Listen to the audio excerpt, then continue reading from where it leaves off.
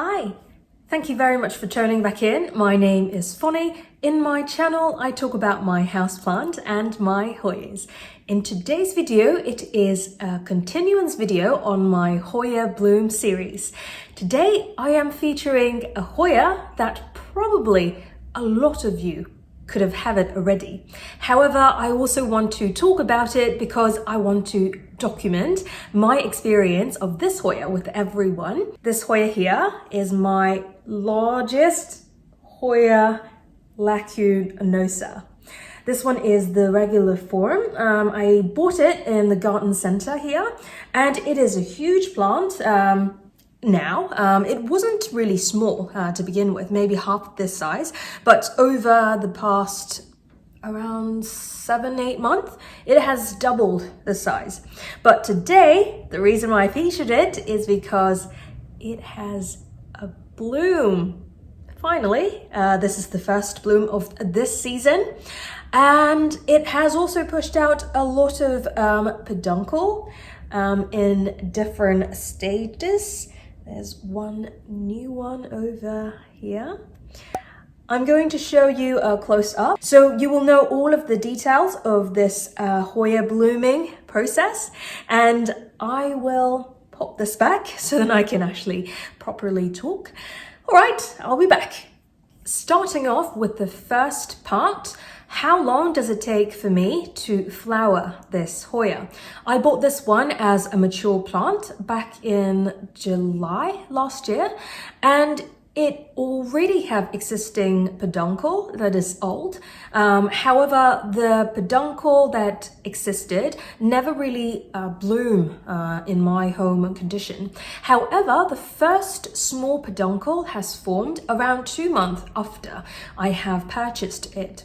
I believe the reason is because I put it in a south-facing window, and also I kept it moist for most of the time. And at the same time, it is still summer time, so it is also in an actively growing season.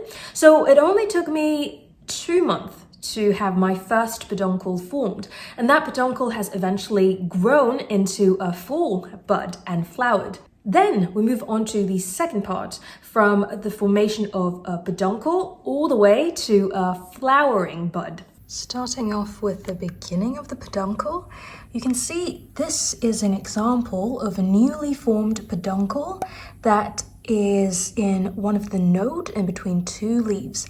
This one here, it started with a short peduncle, then slowly, around after 2 weeks, I would say, then you will see the peduncle in another stage. This one is the example. Around after 2 weeks, you will see there are buds that grown on the spur. Obviously, this one is an older peduncle that has existed from before. But this is an example to show you how the bud sized up on the tip of an existing spur. And I would say it takes around a month to grow all the way with very mature buds. This one here you can see is an example of a bud that is almost opening. You can see that the pedicel is spreading out like a spider, and once this pedicel has spreaded, it almost flower I think 1 or 2 days afterwards. After 1 day of that video got filmed, the flower bud opened up the next day. Here you see that the flower is very similar to Hoya coroniana and Hoya coroniana super Eskimo. It has a very fuzzy corolla, also in cream white color, and you see that the corona is light yellow color with a darker shade of yellow in the center of the corona. So if you see the comparison picture between Hoya coroniana and Hoya lacunosa, it almost look the same, and I would say the size, it's the same as well. Then we move on to the flower scent. Hoya LACUNOSA has a very similar flower scent as Hoya crowniana.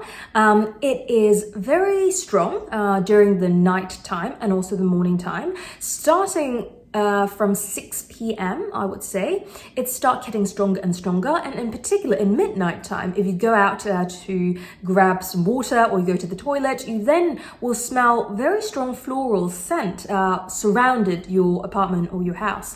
That is a great benefit, in my opinion, to have Hoya LACUNOSA, because not only the leaves are very small and succulent, which means that it's relatively easy to keep, the flower scent is also very pleasant and welcoming. I would say.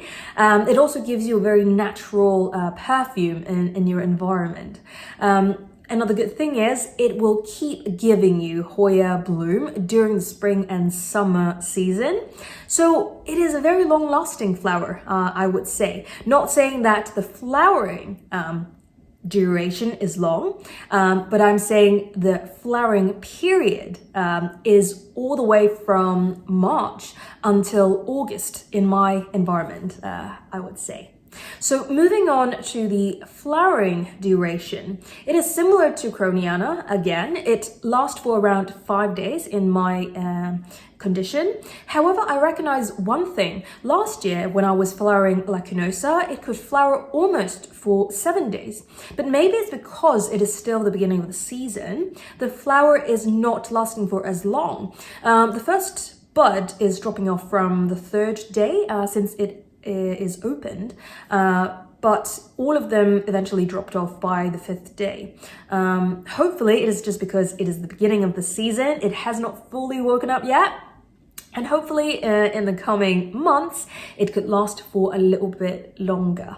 Then we move on to the last part, the peduncle nature. Good news is Hoya LACUNOSA is also able to rebud over and over again in the same old peduncle. The example that I've shown you here, the buds are formed on the existing peduncle that was grown in last year. One thing about Hoya LACUNOSA is I think sometimes it is easier for it to grow new peduncle than forming buds in the existing peduncle.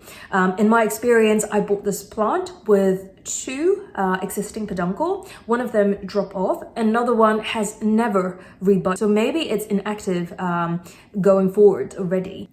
All right, these are all the things I want to tell you about Hoya LACUNOSA flowering. If you are interested in this type of content and you don't want to miss out next time when I post a new video, please feel free to subscribe to my channel and you'll not miss out next time. Until next time, I wish everyone is having a great day and I will see you in the next one. Bye!